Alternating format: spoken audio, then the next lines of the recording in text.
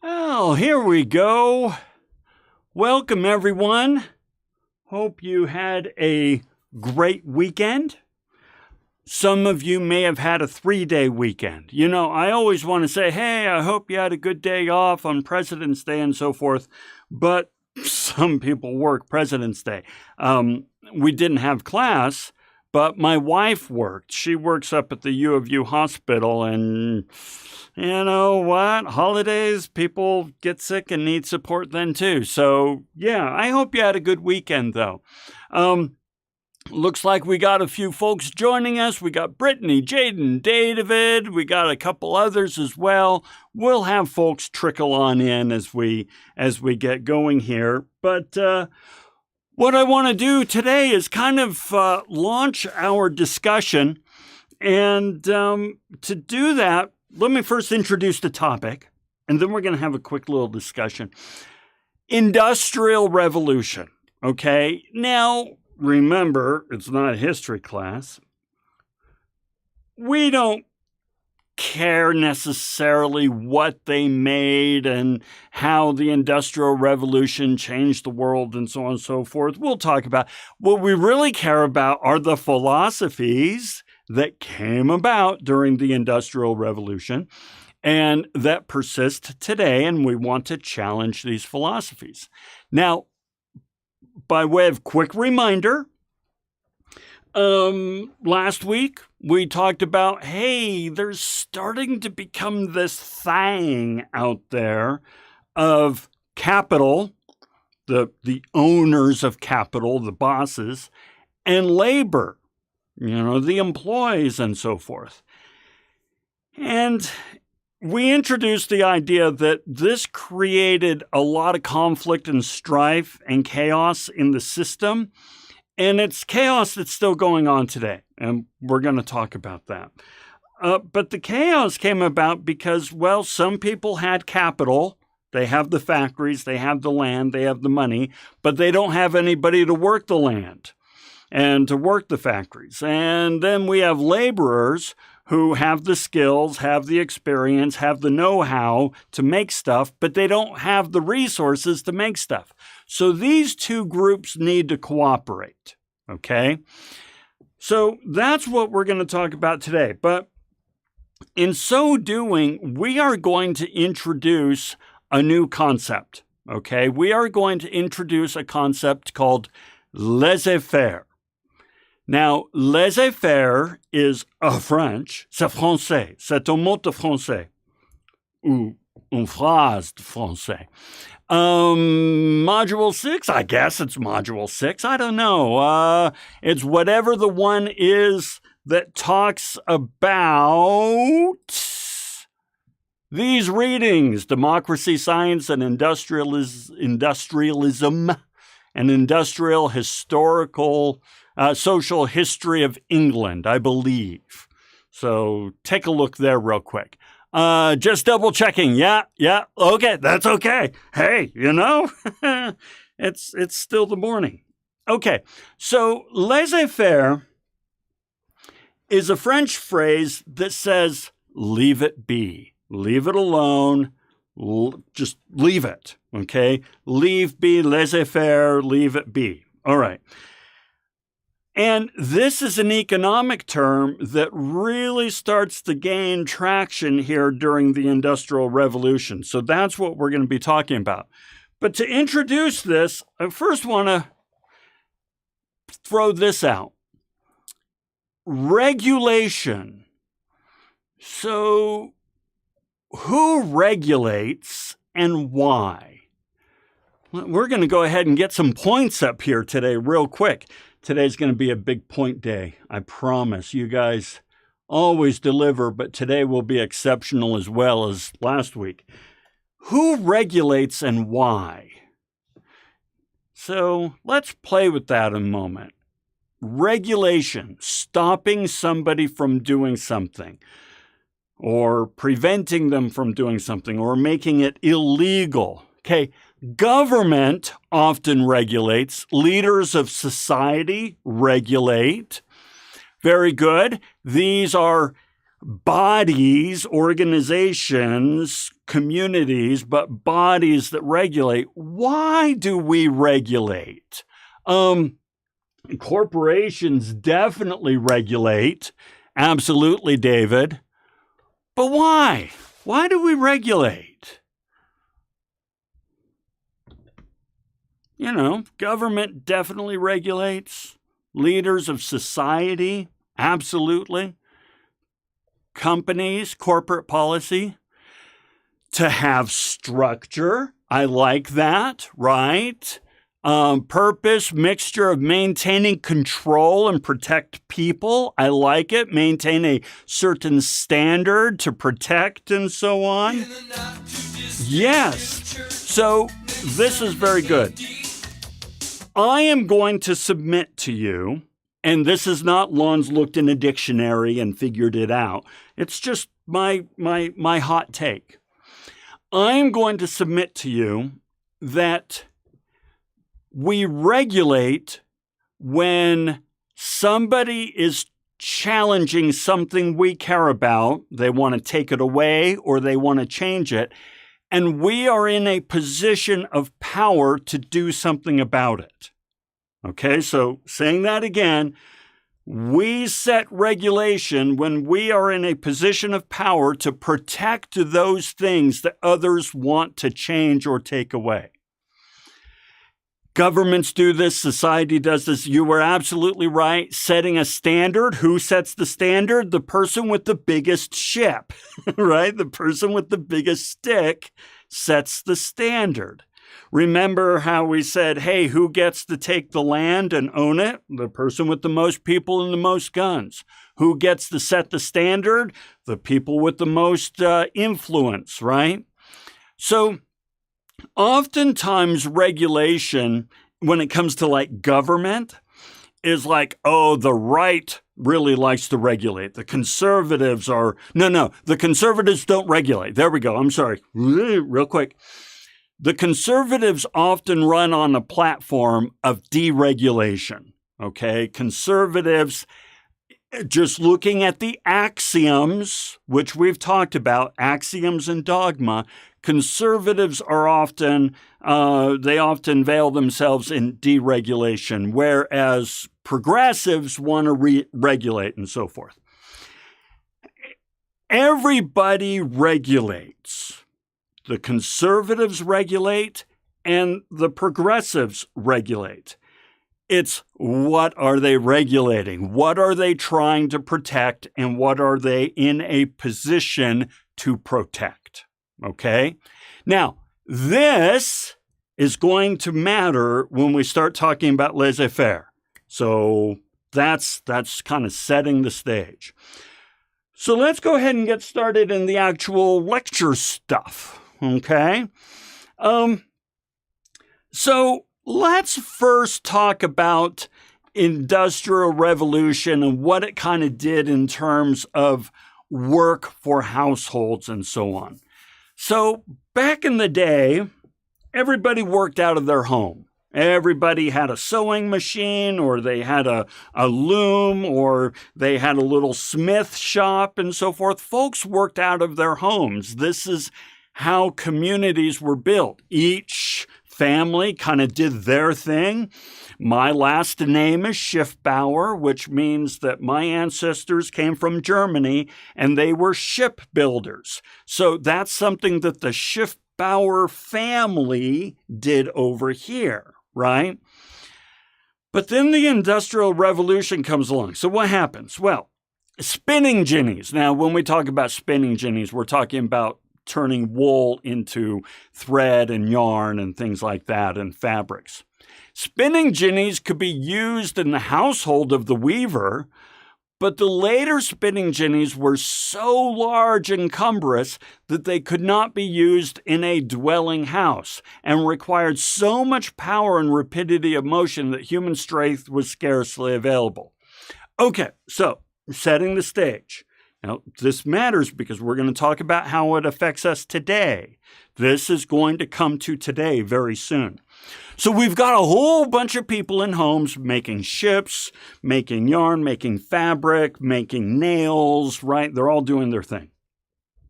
But they can only do so much because they're one person or maybe a family. But even a family can only do so much, right?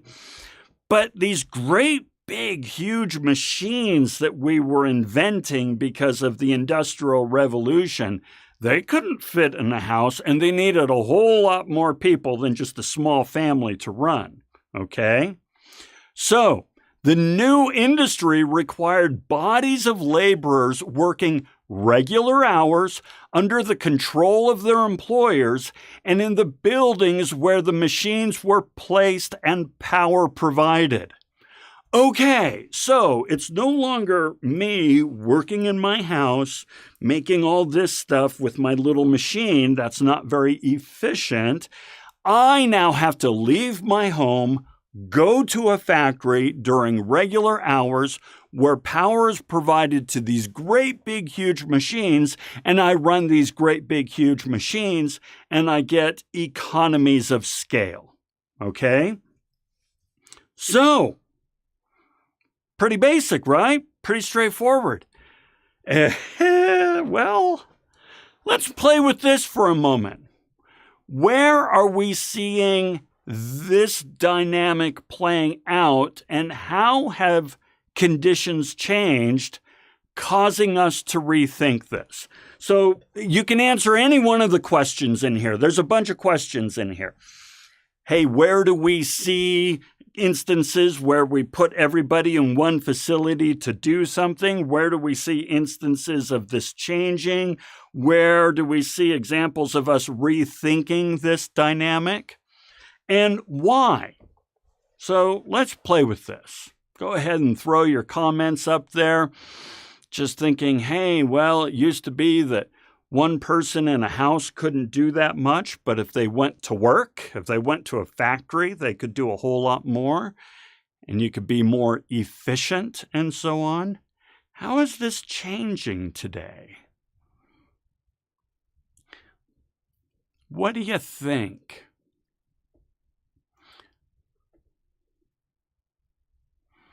We could use me right now as an example.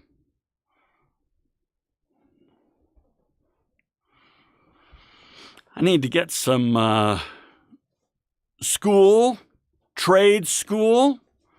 Give me an example. How is that? Christina, I agree with you. I agree. But dig a little deeper. How is that?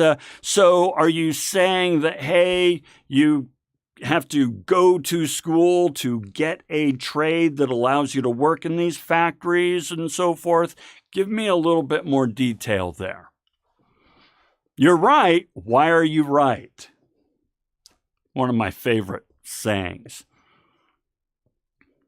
Where are we seeing this play out and change, folks? Take me as an example right now, at this very moment. Come on, I know you're there. At least concurrent viewers say you're there. Might have walked away to a refrigerator, right? I get it. Okay, Brittany. People can be more than just manual labor. People can get training in different areas of study. What kind of areas of study could they study that does not require them to go to a work site? You're right. Why are you right? Okay. Technology, you're right. Why are you right? Let's keep getting there. Accumulated economy boosting, ensuring that we have someone at the machine. Okay. So here's my take on this, folks. In the past, you did not have the ability at home to do anything of any really great reach. Okay. Get trained. Okay. Good, Brittany and Jocelyn. So in the past, it was all what you had here. You had the small spinning jenny, you had the small smelter, you have this small, construction or workshop. But if you go to work, you can do great, big, huge things. And it was the same thing with white collar work. They would send them off to work and they'd do great, big, huge things. And so everybody was expected to go to work 9 to 5. Okay? It doesn't matter if you're manual labor or mental labor, you're showing up to work 9 to 5, whatever, it's all co-located. A lot has changed. COVID sent everybody home. Furthermore, the technology is such that you can actually do an awful lot from home. Okay? So let's take, just being a project manager. Well, today you could go to work, but your project team is all over the world. So whether you're at work on your computer and phone or at home on your computer and phone is irrelevant. You're working at the same capacity. You do not need to be in a specific location at any time to get something done. I, right now, am teaching a college course. And I'm at home. I've set up this studio. It's a prosumer level studio. And I am able to produce and deliver college courses from home. And if they were to say, Lon, you need to do this over on campus, I'd say, okay, where's the facility to do that? And they'd say, oh, we don't have one. Just go ahead and get on Zoom and have your face showing. No, we can actually do more from home. We also see this changing in the gig economy. I don't know how many of you have driven for Uber or Uber Eats or have done anything on Fiverr or Thumbnail or sold things on Etsy and so on and so forth. But there's an awful lot of, okay, Brittany, you write, right? You can self-publish stuff now. So the idea of having to be tied to an apparatus has changed significantly over the last 5 years, 10 years. It's quite something. So, yeah. And employers don't always like this. We're going to talk about this. By the way, be a good writer if I'm having access to books. Right? Everything you have is at home. Okay. All right. So let's continue on. Here we go. We'll push this button right here. Now let's talk about this thing of laissez-faire. And remember, we now have people leaving their homes to go work in factories.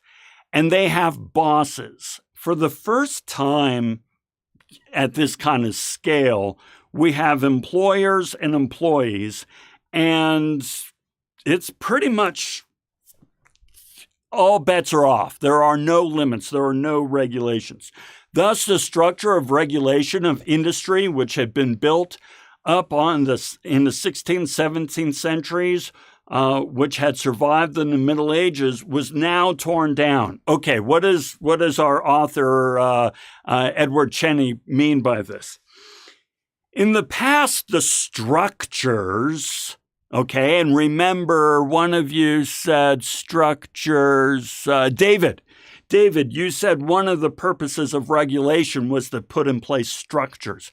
And we did have structures. Ship-bowers built ships, and the slaves do this, and you belong to these social classes, therefore you do this kind of work. These were the structures that were in place. But now these structures are gone. They're all gone and completely torn down. And what new structures are in place? Well, at this time, none. There were no structures replacing these. It was a laissez-faire environment. Just let it be and let the free market do what it will. And this is something we hear an awful lot even today. which is let the free market solve the problem. And actually, I believe that 9 times out of 10, the free markets can solve the problem. This is let the free market be the structure, which is no structure. Let supply and demand find the equilibrium. The use of powers of government to make men carry on their economic life in a certain way, to buy and sell, labor and hire, manufacture and cultivate, export and import, only in such ways as were thought best for the nation, seemed to be entirely abandoned. We no longer had kings and governments and magistrates saying, this is what you will do with all these social and government structures that were in place. It was now a free-for-all, okay? So with this free-for-all, let's talk about laissez-faire, what it is. According to this theory, economic adjustments follow certain natural laws which can be depended upon to work to the ultimate advantage of humanity, and these laws should be allowed to function without interference. Okay, now this is from the reading. Let's dissect this because it's actually making a really, really bold, ballsy statement. All right. First of all, it says that laissez-faire, you don't need government regulation. You don't need societal regulation. You don't need any regulation. These are natural laws, okay? Now, to me, when somebody says something is natural, what they're inferring is that it is of a higher caliber. It is better. It is more healthy. It is more in tune with the environment. It is natural, okay? And so by saying that something is a natural law, well, nature's laws are on a higher, level than, say, man's laws. Now, by the way, bubonic plague is also natural, right? Malaria spread through mosquitoes is natural. So, but we have kind of aggrandized natural to be something more. Goes on to say, depended upon to work to the ultimate advantage of humanity. I can't think of a more bold statement than if we leave it alone and let the natural laws work, then it will work to the ultimate advantage of humanity. I mean, I need to push an echo button for that, right? The ultimate advantage of humanity. These laws should be allowed to function without interference, meaning no regulation. All right? Don't put in laws, don't put in regulations, don't put in anything that will prevent these natural laws from working to the ultimate advantage of humanity. Okay. So now let's first support this. Let's first say, yeah, all right, we can work with this. There's a video out there. I can't show it right now because I'd get sued. But you ought to check it out, How Wolves Changed Rivers. Now, this is a fascinating example to show that in the natural environment, in nature, laissez-faire is actually pretty darn good. It talks about how back in the day, all the ranchers around Yellowstone wanted to get rid of wolves because wolves were eating their livestock. I actually just finished reading Lonesome Dove for the second time, and Lonesome Dove is about the first, fictitious, but the first cattle drive up from Texas, taking cattle up to Montana, and they go through the Yellowstone and so forth. So ranchers are up there, and they're dealing with all these wolves. So they want to get rid of the wolves. So they slaughter all the wolves. There's a bounty put on wolves and so forth. So they eradicate wolves from Yellowstone. Well, decades later, and this was like 20 years ago or so, they say, you know what? We want to reintroduce wolves into Yellowstone. We want to bring the wolf back. And so they did. And amazing things happened. Okay, I won't go into all the details. Watch the video. It really is amazing. But it talked about how wolves brought this new natural balance to the environment that had been missing. And so it changed the way the animals behaved. It changed what kind of animals were where because wolves are around here, and it created these niches over here, this way and the other. And it talked about how it actually changed the path of the rivers because of the way that the wolves would attack the grazers and all that sort of stuff. So it's actually quite an inspiring story that if you let nature just be nature, it's going to work to the ultimate advantage of nature. And so what a lot of advocates back then of laissez-faire would say, now, by the way, we don't practice laissez-faire because of reasons that we talked about and we will talk about. But the advocates of laissez-faire back then kind of said, just let it go. Let it be because it's going to work to the ultimate advantage of humanity. Well, here's the problem. Working to the ultimate advantage of humanity does not often work to the delicate balance, right? Does not often work to the ultimate advantage of, say, an individual. Okay, so watch this. Let me show you what I mean here. This is from a reading at the very beginning of the semester, so you can be forgiven for forgetting this reading. But physics and math are sciences, but business and engineering are applications of science. They use the laws discovered elsewhere for their own reasons. Here's the kicker. Sometimes there is a danger in using an application without remembering the source. Without remembering the source of an idea, one's mind, it is easy to make false association. Okay? Here's the idea that I am submitting. Laissez-faire actually works really, really well in the natural world. Okay? When we start to screw around in the natural world, things break. However, it is a false association to say that that is going to work over here, okay, in a natural environment. So let me show you what I mean by this. You don't have to go very far on the internet to find these hokey memes about how wonderful animals are. Now, by the way, I'm an animal guy. I love me my animals, okay? But how wonderful and pure animals are, right?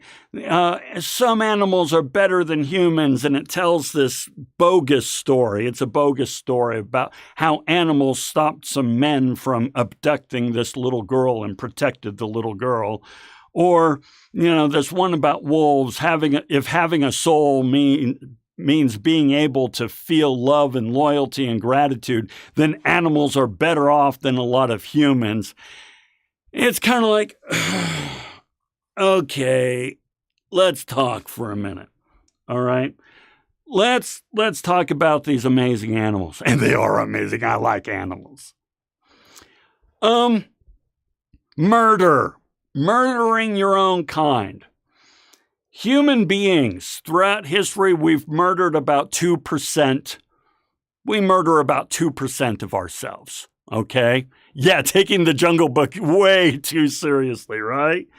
So you've got humans at 2%. Well, what's the most murderous species of murdering their own kind out there? Meerkats. Meerkats are murderous little fiends. Almost 20% of the population, and they're killing each other, okay? Sea lions, oh yeah, if a new male lion comes to a pride, that male lion will kill the other males and kill all the kittens, all the little lions of the others and so forth. I mean, animals are badasses, okay? And finally, this example over here. Okay, here, let's check way over here. You see that bird, that little bird feeding that big-ass bird?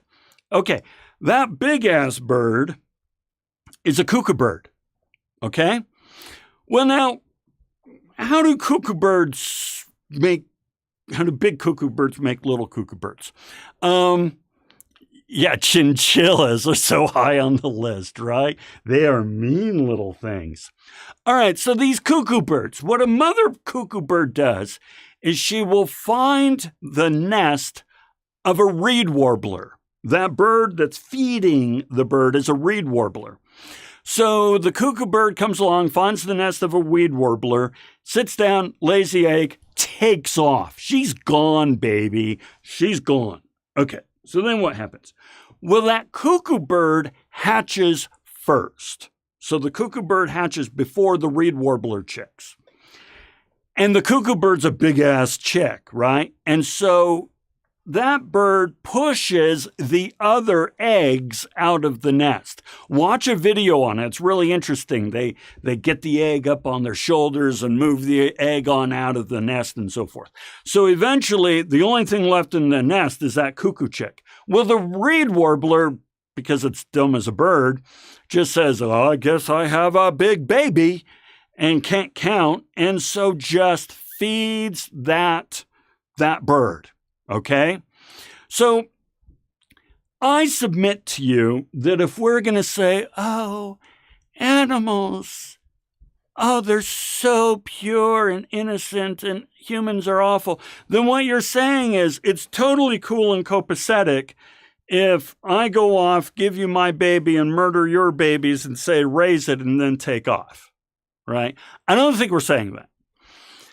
So what I submit to you is that just because something works in one environment doesn't necessarily mean it works in another. But when it came to the beginning of the Industrial Revolution, they're survivalists. Brittany, you're absolutely right. It's about survival. Everything wants to kill you when you're an animal. Everything wants to kill you. There are no morals.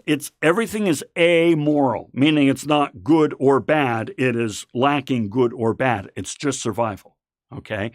Whereas human beings, we have a sense of morality. We have a sense of values and something outside of mere survival. We have this understanding that we have dignity and the opportunity to grow and become something great, right? And so at the beginning of the Industrial Revolution, though, it was put 7-year-old kids on the machine, they'll last 3 months and then die, and then put another 7-year-old kid on the machine, right? And use all these horrible toxic chemicals and these dangerous machines and these awful work conditions and make them work 14-hour days, 6 days a week. And it's like, hey, no regulation, we can do this. And that's totally cool because we're all getting rich, all right? So this is how Laissez Faire was really used there at the beginning. All right. So with that, we're only half hour in, but it's time for a juggling break. All right. Let's stand on up and stretch. Let's see. I guess I'll get out. It's bumming your morning out. I'm sorry it's bumming your morning out. I get it though, right? I get it. Okay, so we're going to do a juggling break. Where's my button? I'm looking for this button. Yeah, I guess I'm looking for that one. Okay, so once again, even if you're not learning to juggle with me, get up and stretch, move around, do whatever you need to kind of get moving. All right. So in our previous episode last week, we learned a good standard forward cascade. Remember, we went from simply one ball back and forth and without moving the hands too much and so forth, to then 2 balls back and forth, keep the hands in place because right after they throw, they need to catch. And then we said, well, then just add the third ball. It's no different than 2. It really isn't. It's just there's no gap in there. Okay, so what we've got here is what's called a forward cascade, all right? Now, forward cascade means that you throw the next ball under the previous ball, right? So you throw one and you throw the other under it. Okay. Well, what we're going to do now is what's called a reverse cascade. Now, reverse, what's that? That is when we throw the next ball over the previous, okay? Now, it's a funny darn thing. It actually is not, it's easier to do a forward cascade than it is to do a reverse cascade. Well, now, why is that? Well, because gravity and parabolas and so forth. I don't know trigonometry and so on, but I do know that when you throw a ball, it really doesn't make this perfect arch, okay? It kind of goes and then loses steam and then drops. And if we could kind of do this in slow motion and kind of measure it, you would see that even though you throw it this way, it eventually drops kind of down, all right? So what does that mean? Well, that means that it's a lot easier to throw a ball under than it is to throw over. So it just takes a little practice, and you need to widen the hands, and you probably notice I'm moving my hands more back and forth. Whereas with a forward cascade, the hands are just kind of in a nice cycle. If I go in a reverse cascade, my hands have to work a little bit more to throw and catch the ball. And yeah, I'm out of practice. So that's the next thing to practice. You want to practice your reverse cascade. And we're going to build tricks and variations and so on and so forth from that. All right, there you go. Quick little break. Let's come back over to our material.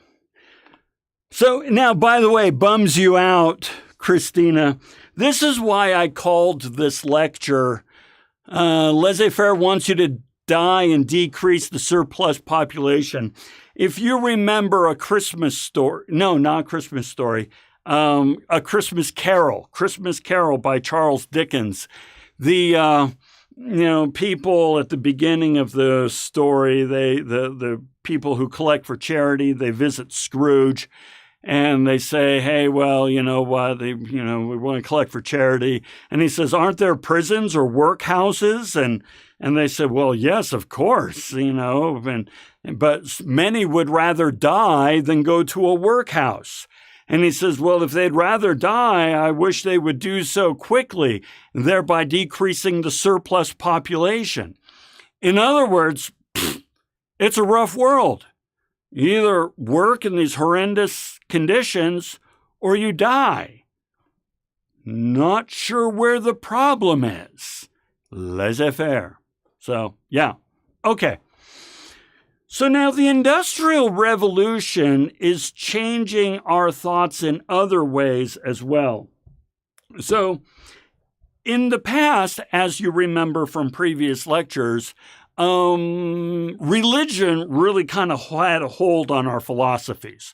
We knew that the earth was the center of the universe, that we were all God's children, and that everything was around us. And so all we had to do was follow the commandments. You just follow the commandments and you're good to go.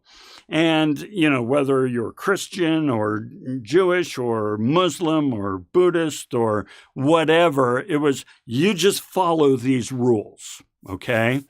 Well, the Industrial Revolution started to make folks think, you know what? And additional sciences, so you've got Darwin and so forth doing his thing. It's like, we actually we're more than just something that has to follow rules.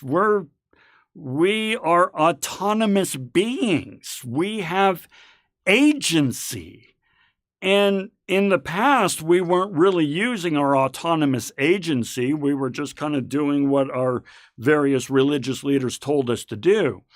But now we're starting to rethink that a little bit. So, turning to the reading for a moment, by removing man from his smug post at the center of the universe, it gave him a sounder view of the physical universe and a better sense of proportion. So, in a strange way, by removing, man from you are the one and only thing that matters in this world to you're now just part of the world, we had a better proportion of who we are in relation to the world and our ability to affect change. So let's look at that. And the methods of scientific investigation stiffened his systems of thought, skepticism, as Huxley pointed out, and was no longer a sin but a virtue. Okay, so what's happening here?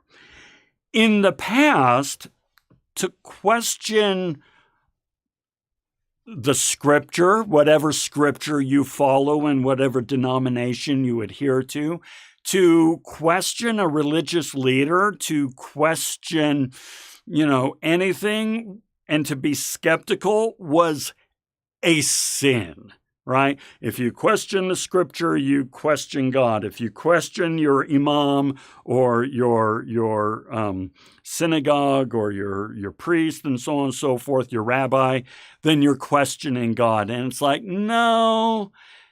Now it's starting to change. Now, as we bring science and understanding into the realm, we start to go, you know what?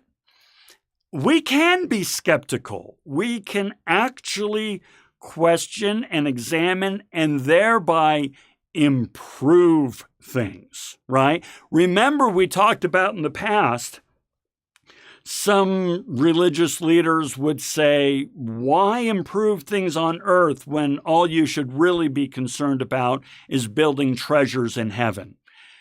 And then that changed to now you need to build treasures on earth in order to build treasures in heaven, right? With the whole Protestant work ethic and so forth. And in so doing, we start to look for more and more opportunities to improve. And this means critically analyzing and questioning the way things are done. So this is what's happening during this time. And knowledge based on human authority was replaced by that rooted strongly in careful investigation, observation, and logical induction. So we were no longer listening to somebody say, it's this way because I say it's this way, and let's go, okay, I guess so.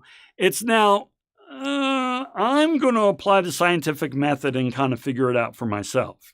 All right? Now, there's a balance that we're struggling with today, right? In that, do you listen and follow somebody because they're educated and an expert in their field and so forth? Or do you, question and be skeptical and analyze and so forth? The answer in my world, my take is yes. You do both. You listen to the experts, but then you also really question and challenge and poke at the experts to really make sure, do you know what you're talking about here?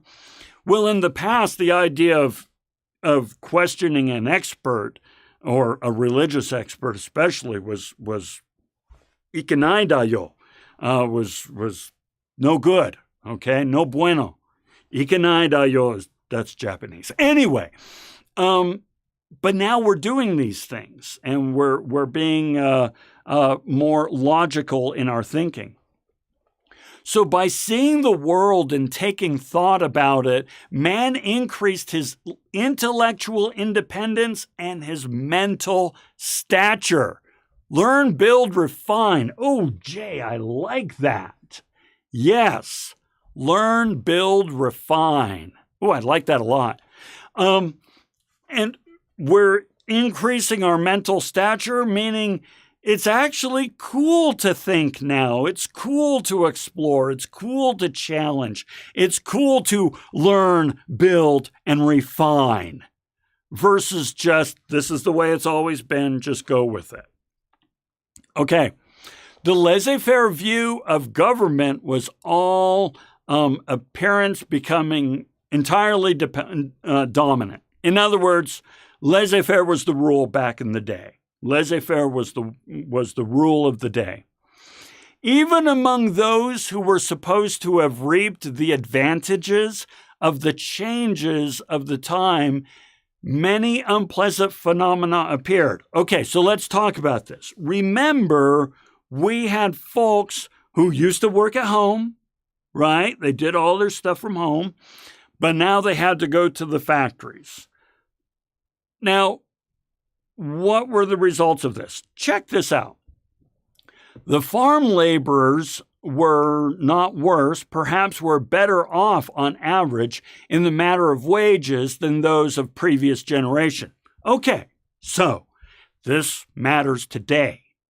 This matters today. Let me show you what they're talking about. So, you're a farmer, you're working your own land, you're just fighting to survive. If you have a bad crop, your family starves, right? It's tough to make it on your own. So you go work on a big farm, a big, massive farm. And it spreads risk.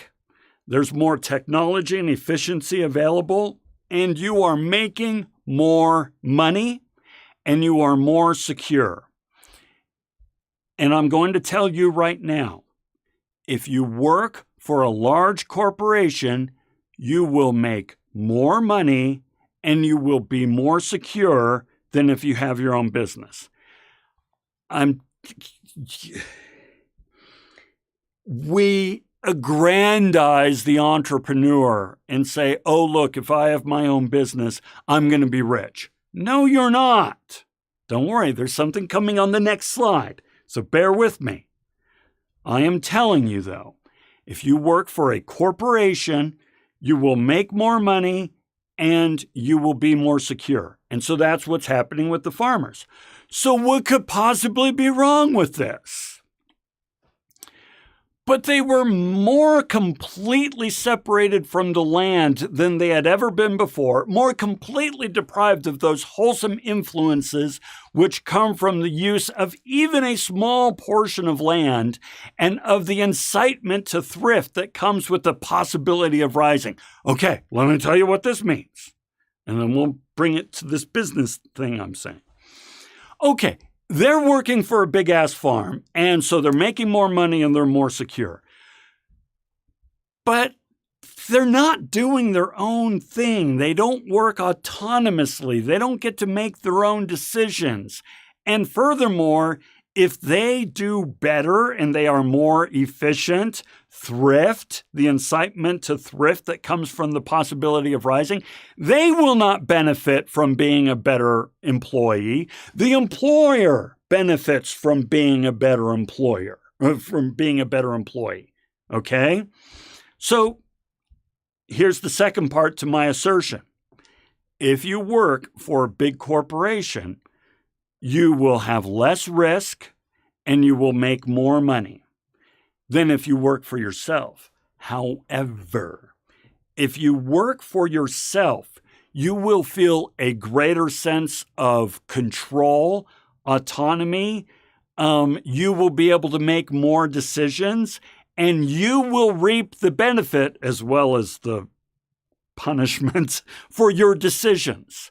You will look for opportunities for efficiency. You will look for new markets. You will change your product. You will learn, build, and refine, as Jay says, such that you will be able to grow, and it's your doing. It will be more risky, less secure, and you will make less money, and you will work harder. But there's a connection there. There's something about having your own. And so that's what the reading is asserting here, which is, All right, a lot of people were making more money and more secure in the factories, but it was crap work and it wasn't fulfilling and it did not fulfill them intellectually, emotionally, mentally, spiritually, what have you. And we're going to see the results of this very soon in this lecture series. Okay? So, by the way, Brittany said, I've often experienced in my world that it's still very, very bad to question or challenge religious leaders at all. It comes at a real risk. I mean, depending on the religion, of course, and there's many out there, but we still have this today. That is why when the other reading said that this chaos has been born in conflict or whatever and ended in the late 19th century or early 20th century, I'm like, no. It's still going on today. Form of sovereignty. I like it. Yes, a form of sovereignty that many enjoy. I emphatically agree. Yes. Okay. So, we have these two classes. We're almost done here. We're doing all right on time. Actually, we're doing really well on time. It'll be a relatively short lecture. So we have these two classes. We have the ruling class, those who own the factories, and we have the working class, those who work in the factories. All right? Well, now, I want you to remember from our previous lecture, I think it was last week, right? Remember how those in power, those who decided this is my land now, they decided who owned it, they created enclosures, and they decided who could work the land and who couldn't work the land and what they'd have to pay and so forth. You remember all that. Okay. So,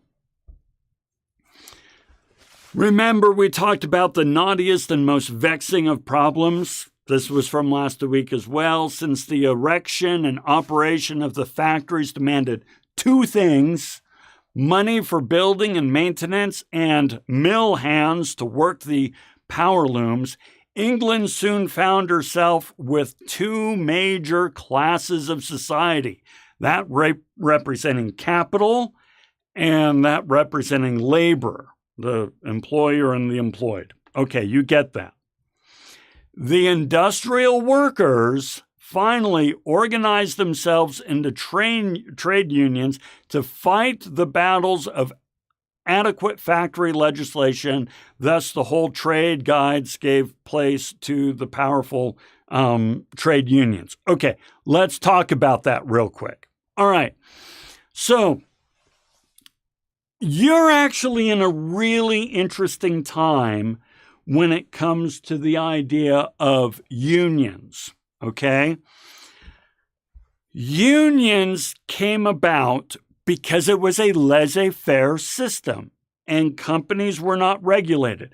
There was no overtime, there was no guarantee of pay, there were no work hours, there were no safety things, there were no what children could do. There was nothing.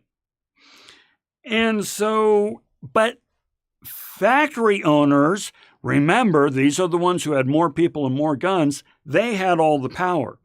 And it was, in fact, illegal for people to organize, for the employees, the union, to organize, unionize, which is funny in that they say no regulation, but we want to regulate them, right? So people got together and unionized. And you go to your HR, look at your HR handbook. Everything in your HR handbook is what unions brought about. So 40-hour work weeks, minimum wage, paid time off, paid holidays, whatever it is in terms of disability, work environment, safety, all this sort of stuff came about because unions fought for it. Okay? Yeah, Brittany, it was illegal to unionize. Isn't that really cute? It's just everybody regulates. All right. So the government sets all of these as regulations. Remember, 40-day work week, paid overtime, paid time off, and safety and OSHA and all these are now governmental regulations. Well, then unions kind of drifted away because, well, we've got government regulation now. It's no longer laissez-faire. We won, say the unions, because now it's the law. All right? But then, as is the case in all laws, the laws don't keep up with technology. So as technology changes, once again, the corporations get the upper hand and start abusing the workers. So now it's kind of like, we're not going to hire you full time. You're now a contingent worker. We're going to use AI to replace you. We're going to do all this. And so you guys, last year, 2023, I guess, it was the year of the strikes. We saw union strikes all over the place because companies were once again exploiting the laissez-faire attitude that the government has toward technology, or that the government can't keep up with technology, which is more the case, although it's laissez-faire as well. The internet is what it is today because of laissez-faire. The government had took a very deliberate laissez-faire attitude toward the internet, let the free market take it where it will. And it did, and it's crazy, which is why the government is actually taking more of a hands-on approach with AI, because they're like, we kind of let the internet go crazy and we're not sure we like what we've done. Let's look at AI a little bit more closely. But once again, all the strikes and so forth came about because streaming had changed the environment. AI is changing the environment. Gig work is changing the environment, all that sort of stuff. So quite fascinating. Now, I've noticed the comments here have been blowing up, which is great. So let's check these out. When I was working for a corporation, much like applying to university, they were very interested in my hobbies. I think that corporate ploy gets them, where they want to and where they want to stay and so forth. Yes. It's mind-boggling to me. Good grief. I didn't realize also such a risk for them at the beginning to unionize. Not only a risk, it was deadly. It was deadly to unionize. The companies, and I'm not making this up, people, the companies would contract with the local police force to send police officers over, not as police officers, but as enforcers to beat people and force them back to work and all this sort of stuff. It was nuts. Henry Ford has his own contributions, 8 hours. Yeah, Henry Ford, we're actually going to talk about that in like 3 weeks. We're going to be talking about how folks like Henry Ford and others changed this environment. So great observation. Some industries are very unregulated despite all the unions. Yes, and like I said before, in many cases, unions have suffered from bad PR because, like any corporation, and a union is a corporation, there is a lot of corruption and so forth. And so when it came to the PR battle in the 80s and 90s and 2000s, unions were at the bottom rung when it came to PR.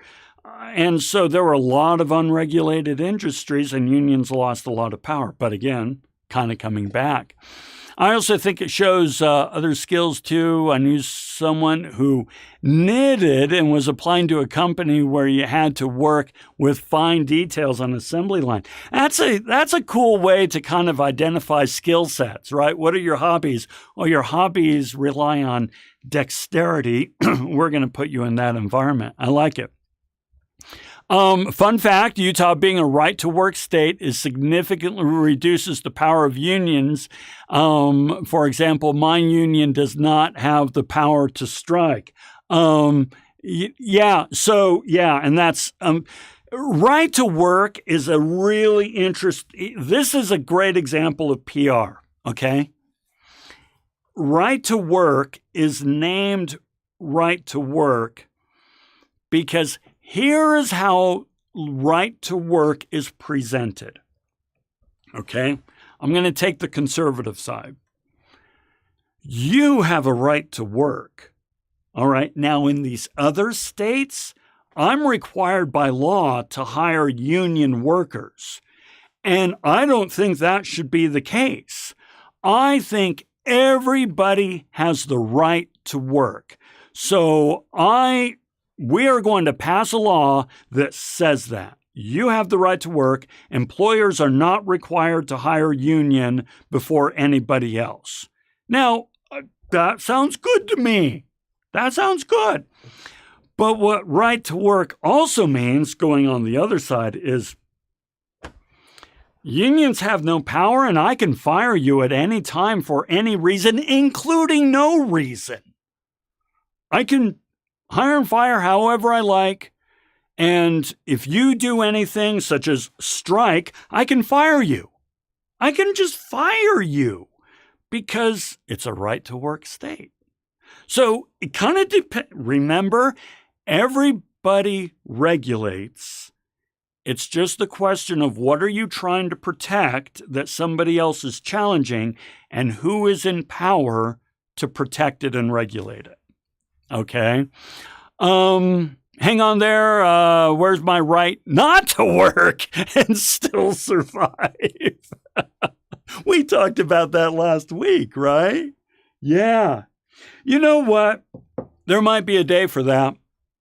There might be a day where technology has advanced so far that frankly you don't need to work anymore, or at least the majority of the population doesn't need to work anymore.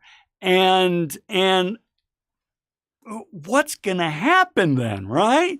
We're going to fight for our right to party. That's what's going to happen.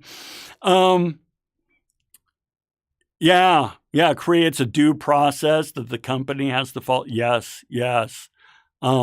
Absolutely. So, bam, guys.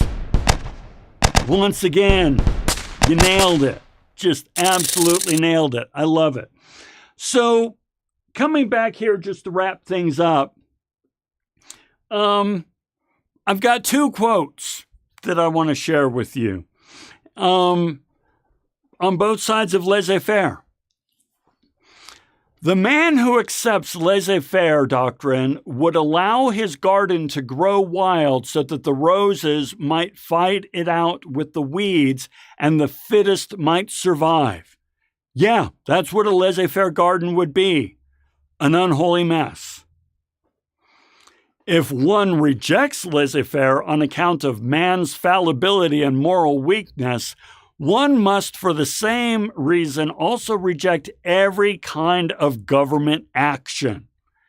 In other words, if you're going to say we need regulations because companies are jerks, well, then you need to regulate government because government is jerks. It's the same people. And how do you know that the jerk government people are putting in place smart regulation for jerk companies? And so where's it going to lead and go? So just some thoughts there. Folks, you did it. Fantastic work. I believe that's everything. Let me click that. Yeah, that's everything. Just an hour today. All right, that's good. We actually had some other previous readings and so on that I took out because I wanted to just focus on this. I just saw the latest AI in animation and now officially. Yeah, so now I haven't experimented with it yet, but AI can do just incredible things in video and animation, actually creating video and actually creating animation. As a creator, this is really significant. Which is why I say you really need to learn how to use these tools, because If you don't learn to use the tools, then people who have learned to use the tools will take your jobs. It's that simple. It's really that simple.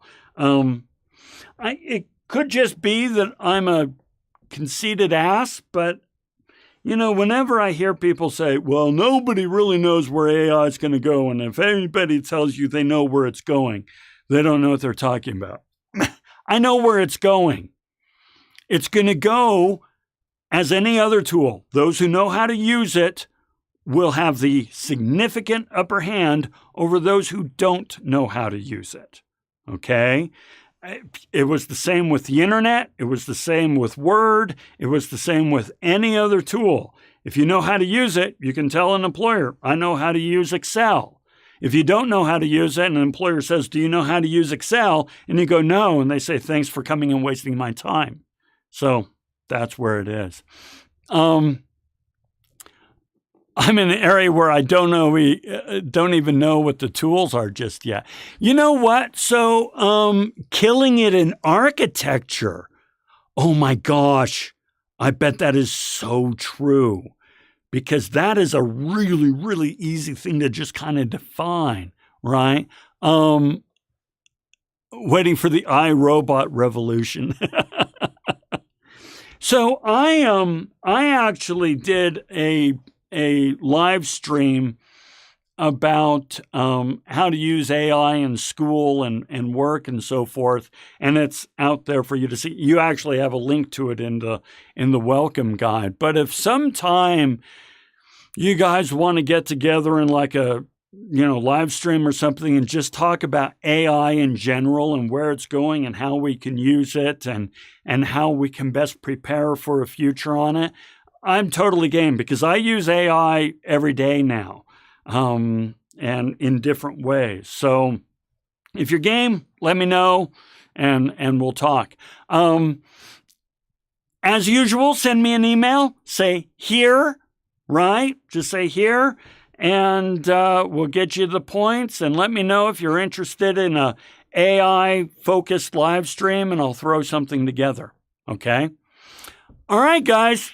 Well, it sounds like a bunch of you are in. But put it in your here email. When you send your here email, say, yeah, do the live stream, and then we'll figure out a time and so forth. Okay. All right, everyone. You're good to go. As usual, I will stick around, see if you have any questions, anything you want to discuss. Otherwise, short lecture today. Jump right in, do the work so you don't have to worry about it later. Get ahead so that when you got spring break, you can just chill. Spring break's in like 2 weeks. So get ahead so that you don't have to worry about it. All right. Take it easy, guys. Thank you. Thank all of you very much. And we'll see you again soon. And again, if you have any questions, throw them on up there and we'll talk. Let's see. Maybe I want to come over to this one. I can get out my chair. I can get out my chair for this. Oh. For you guys, I encourage you to stand up and get moving and so forth. Me, I'm standing up and moving the whole time, so I need moments to sit because I'm an old man. I'm old. Thanks, Jocelyn. We'll see you later.